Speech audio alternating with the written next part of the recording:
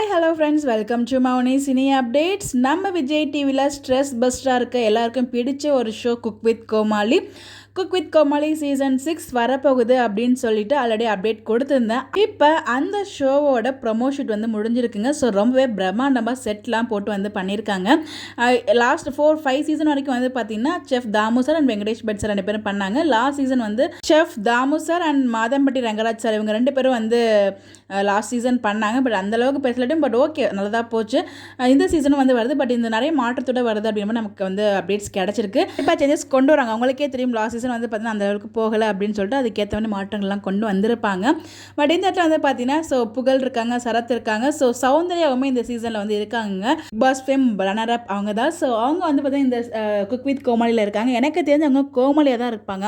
கோமாளியாக குக்கான்னு தெரியல, பட் அவங்க இருக்காங்க. என்னோட கேஸ் படி கண்டிப்பாக அவங்க கோமாளி இருக்க தான் நிறைய சான்சஸ் இருக்குது. அவங்களுக்கு சமைக்க தெரியாது, நம்ம பிக் பாஸ்லேயே பார்த்துருப்போம்.